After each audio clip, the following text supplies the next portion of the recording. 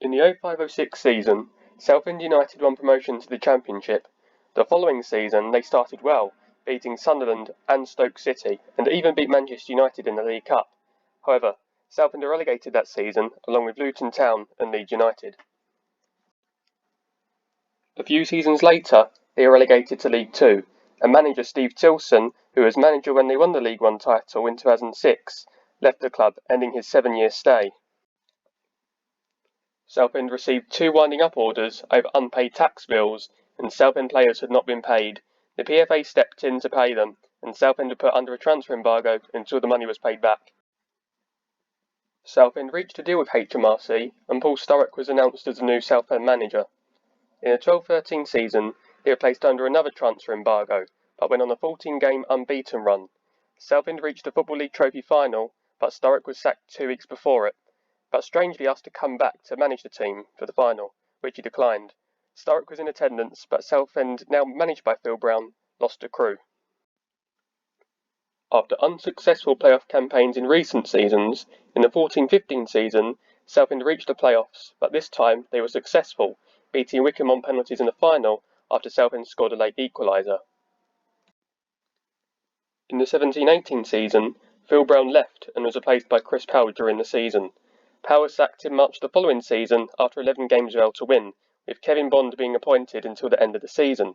However, Southend would go another 4 games failed to win, leaving them in 22nd place, 2 points from safety with 3 games left to go. Southend would go on to win 2 of those 3, with survival secured on the final day of the season by beating Sunderland 2-1, who would go on to finish as runners-up in the playoffs that season.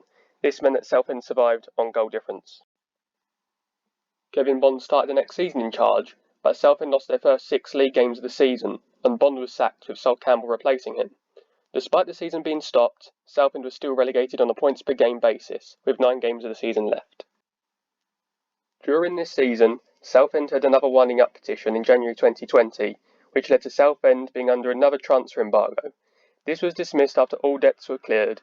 Southend players were not paid their wages on time, and Chairman Ron Martin met the players, paid them, and said it would not happen again. This did happen again though, as players were not paid their February wages on time, which led to more PFA involvement.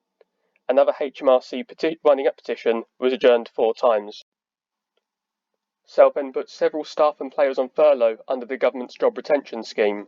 The chairman said it enables the club to best manage its finances during this time of limited income, but the PFA criticised the move, saying that the players have been constantly let down over wages. Southend then put all players on furlough after it was agreed for the season to be ended, but the players refused to accept this, and Campbell and other coaching staff left the club.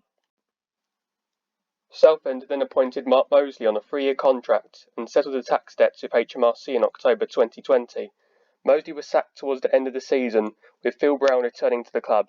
However, he could not keep them up, which meant a second successive relegation, and that Southend will be playing in the National League next season, dropping out of the Football League after 101 years. Brown decided to stay at the club, signing a 2-year contract. In April 2021, former Southend player Stan Collymore wrote to Martin offering to buy the club from him. In May, Tom Lawrence was appointed as CEO. In August, Southend revealed their overall debt in July 2019 was £17.4 million, having grown by £2.4 million. Martin said the majority of the debt was owed to his companies, and that £6.8 million of debt had already been written off. In August 2021, Southend started their first season in the National League, and on the 5th and 9th of October 2021, Southend fans staged protests at Roots Hall, wanting Chairman Martin to leave. Martin caused more anger during a Zoom meeting between himself and fans. When asked by a supporter about selling the club, he insulted the fan. On the 9th of October, Brown was sacked. The BBC described the club as a mess and already on life support. Brown was replaced by Kevin Marr, and Collymore was appointed the club's senior football strategist in early November 2021, with John Steele appointed head of football 2 weeks later, in December 2021. Southend were placed under another transfer embargo because of HMRC debts. CEO Lawrence said the club was in a deteriorating income position. In May 2022, Southend finished their first National League season mid-table. In September 2022, the club was placed under a transfer embargo again after a missed payment to HMRC. In October 2022, HMRC issued a winding up petition. due to be heard at the High Court on the 9th of November. It was adjourned to January 18th, 2023. The transfer embargo remained in place, with the club struggling to pay wages. The Shrimpers Trust and shirt sponsor PG Site Services each loaned the club £40,000. On the 18th of January 2023, the HMRC winding up hearing was adjourned until the 1st of March 2023, and players and other staff were still unpaid for January. Anxious fans started planning a Phoenix Club, and there was an unsuccessful attempt from a consortium involving former player Simon Cox to buy the club off Martin. On the 10th of February, St John's Ambulance said it would no longer provide first aid staff at Southend United's home matches because of outstanding fees, forcing the club to find alternative medical cover. Martin said finding the money to clear the club's HMRC debt by the 1st of March will be close, but he will not let the club be wound up. Before the winding up hearing, Southend paid the debt due to HMRC and the petition was dismissed. However, the transfer embargo remained in place. PG Site Services threatened Southend with legal action, and defender Casper Lapata then left the club due to allegedly a breach of contract by the club. This led to a hearing taking place, and the panel sided with Lapata, who later joined Woking. Martin wanted the club to move out of their current stadium, Roots Hall, to Fossett's Farm, with Lawrence saying that Roots Hall is inadequate and that it needs constant costly works to keep the safety certificate. With Martin set to own the Fossett's Farm Stadium, the Shrimpers Trust wanted Southend Council to ensure the new ground would be owned by Southend United, but the councillors said they didn't have the power to do this. In March, the club said Ron Martin and the board of directors had commenced a formal process to explore the sale of the club or to bring in new investment partners. Southend received their 18th winding up petition, with a petition involving PG Site Services. In April 2023, shirt sponsor PG Site Services said it would stop sponsoring the club due to a breakdown of our relationship with the current owner and his conduct. Southend finished their second season in the National League in 8th place, outside the playoffs. Earlier that week, Southend head coach Marr said he needed clarity about the club's future before he could look to improve the squad. One interested party, the Kimura Group, said that they no longer believed that they were the right people to lead buying Southend, but remained interested in joining other parties, and in July the club's water supply was shut off over unpaid bills. The club cancelled a friendly against Billericay Town, blaming injuries to contracted players for the postponement. Southend fans are planning to hold a protest against Martin the same day.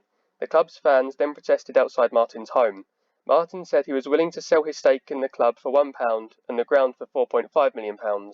Another friendly against Canvey Island was called off due to lack of players. The court was told that the club has over £2.5 million in debt, and £300,000 of that was owed to football creditors. Southend were allowed to pay the £300,000 to stay in the National League. In late July, the club secured a safety certificate in time for the start of the season and paid staff their wages. Despite the issues both on and off the pitch, with the club having a small squad, Southend started the season brilliantly, being top of the league after their first and second league games. However, the club were given a 10-point deduction. The judge Sebastian Prentice said, "If this was not a football club with the attachment of its fans, I would be winding it up today, and that this has got to be sorted out." Martin said that the sale of the club to an unnamed Australian buyer should be finalised in September. Judge Prentice gave the club a final 42-day deadline, meaning the club had until October the 4th, 2023, or the club would be wound up. On game week 5, Southend won their match against Eastleigh, which was disrupted by Southend fans throwing tennis balls on the pitch in protest against Martin. 2 bids from a consortium involving Australian businessman Justin Rees were rejected. Southend appealed against the 10-point deduction, but were unsuccessful. On the 3rd of October, the consortium involving Rees reached an agreement with Southend, with a HMRC debt of £275,000 being paid in full, with the consortium fully taking over the club on November the 1st. If the consortium are successful, it means that they will remain at Roots Hall and will not be moving to Fossett's Farm. On the same day, Southend won their home game against Oxford City 2-0.